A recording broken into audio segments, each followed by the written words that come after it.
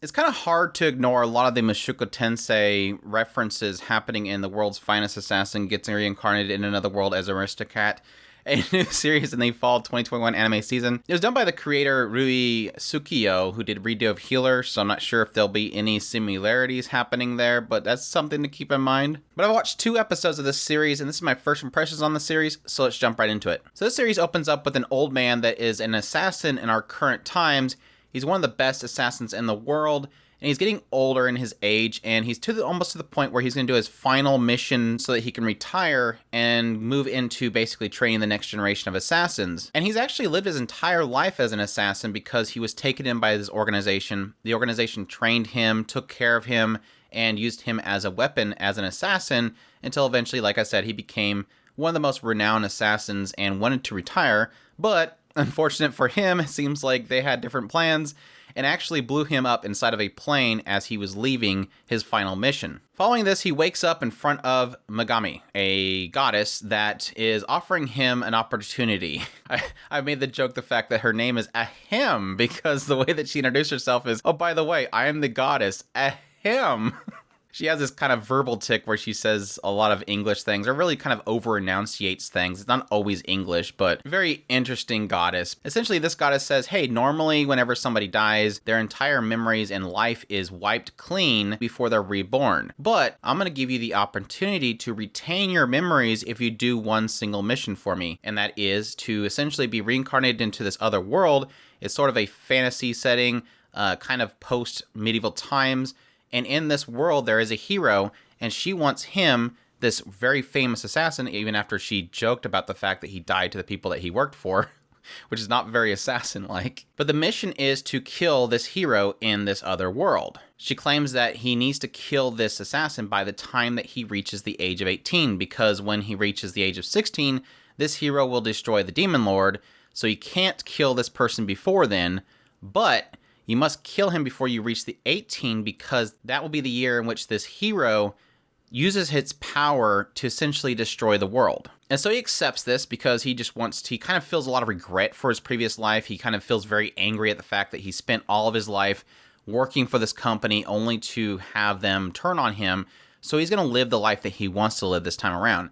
So even though the fact that he does hate the idea that he is now once again working for somebody, he at least knows that once he completes this one mission, he can live whatever life he wants. And the goddess basically agrees to that. And to help him out, she can't make him overpowered, it seems, even though the hero is he has 30 skills and he's super powerful, way above other humans. Most humans don't really have that sort of power except for the hero. She can't make him overpowered like that because others might take notice, but she can maximize the potential of what he can possibly be as a normal human, plus allow him to choose his own skills, because everybody in this world gets a random 5 skills. She's going to allow him to choose one of each skill from each rank of his choice, so that at least gives him some advantage. So he chooses Recovery as the highest skill, Spellweaver so that he can create his own spells, Unlimited Growth so that he can continue to grow and use Recovery in order to recover himself, Martial Arts for hand-to-hand combat.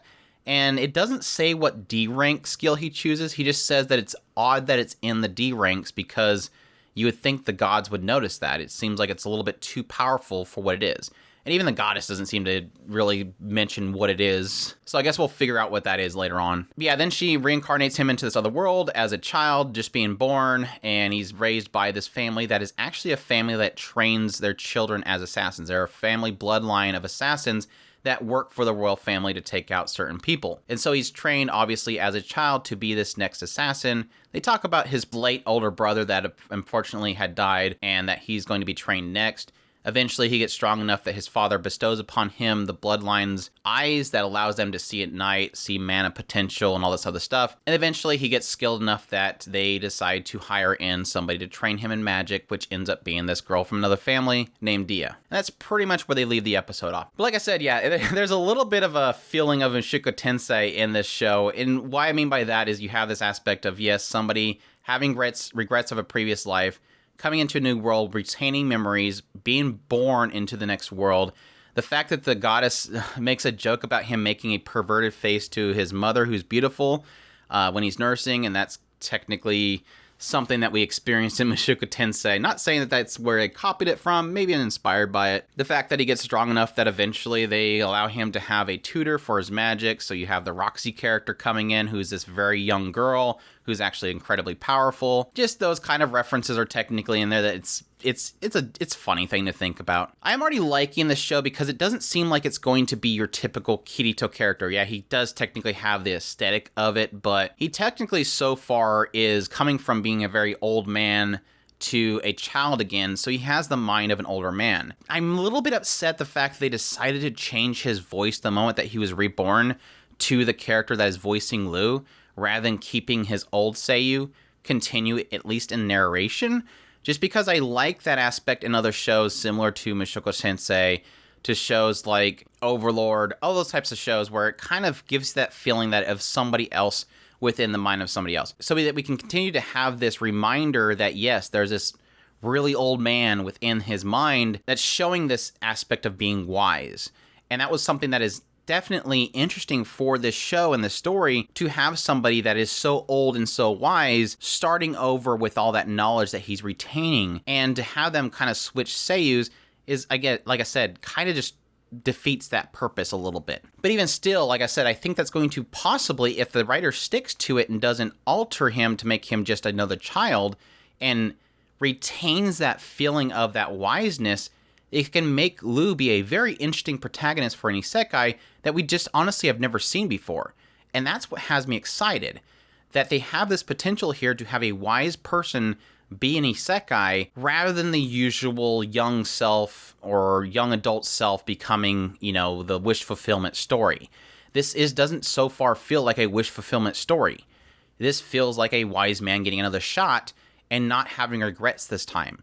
Similar to Mushoku Tensei, and why I like that so much, but from more of a wiser standpoint, a more matured standpoint, not just a pervy kid that wants to go after every girl that's around him. Not that that's a bad thing for Mushoku Tensei. I love that show to death. No, I really did like the first episode. It really gave us a good, solid perspective of what this assassin is, how smart he is, how mistrusting he is as well, which I am curious of how that will play out in this new world, if it will come up at times. Like, he has this Dia girl who's obviously very cute, coming into the picture. What if she wants him to do something for him and he still has that distrust?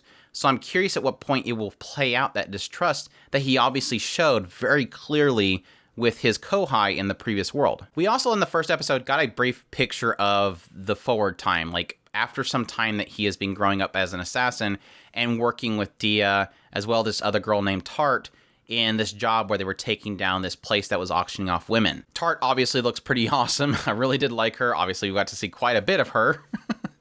It's like all the actual etchiness that was actually in the show so far is just Tart over and over again. So I'm guessing she's going to be the etchy character they play out all the time. But even Dia was pretty awesome as well.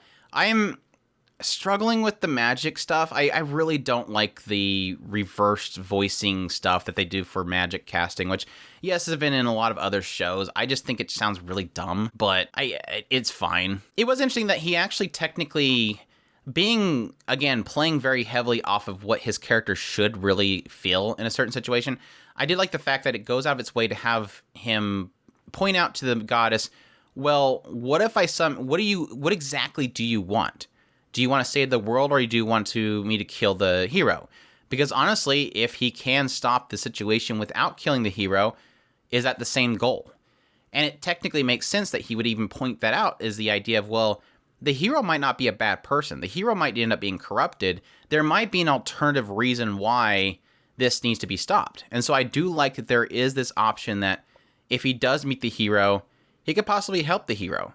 There could be an option that the hero just needs to be pointed in the right direction, and it kind of avoids the whole situation. Again, kind of going with what the goddess wants, what his mission is, but taking it from his own angle. And even though I was going to say that there's a possibility that he could kill the Demon Lord, it does kind of point out the idea that it has to be the hero. Obviously, the hero is overpowered. Which is a good point, because it is cool that this series doesn't really push heavy on the idea of him becoming overpowered, but at the same time, it explains why he has the benefit that he does.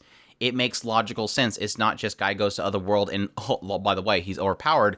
It's he's being given these things because there is a specific reason for it. And it was kind of funny having him point out to the goddess, like, isn't this a bad thing that you're giving me all this benefit? And she's like, yeah, they would technically frown upon this, but I'm just, made it oopsie and did not clear your memories. And oh yeah, oops, I gave you all these skills. And oops, I just happened to give you full max skill potential. I really did like a lot of interactions with the Megami. I did, like many other people, get a little bit uncomfortable with the scene with the father. I really was like, oh, please don't go this direction. But thankfully, it makes sense that he's checking him and checking his muscle structures to see exactly where he needs to train him in. So he's not a pervert. But yes, I was with a lot of people like, oh no, we're doing this. Are we really doing this? Father wants him to come down the dungeon so that he can do something to him. No, it's fine. Don't worry if you watch that part. Don't worry. It was crazy to see that he actually looked through like 120-some thousand skills that quickly. I don't know. That's a lot of skills to look through. I am also kind of curious if they'll ever have any sort of jump back to the previous world, or if they're just going to leave it at that. Like, is him being betrayed by the company something that's like, yeah, that happened. That's what his regrets are built off of. Now he's going to live his own life. Or if eventually there will be a thing where he goes back and possibly gets his revenge. I don't think so. Like I said, I think it's really just kind of hitting it heavy just so that he has that feeling of dissatisfaction and anger. But yeah, so far, really enjoying it. Like I said, it has a lot of potential to be a very unique protagonist for an isekai, and I'm definitely looking forward to that. But I hope you guys enjoyed my impressions. If you did, leave a like down below, comment, let me know what you thought of the series, or if you're going to check it out. Subscribe if you haven't already, share this video if you can, support us on Patreon if you can. We definitely appreciate everybody that does. And if you can, there's also a tips button in the description where you can support us directly. And y'all take care.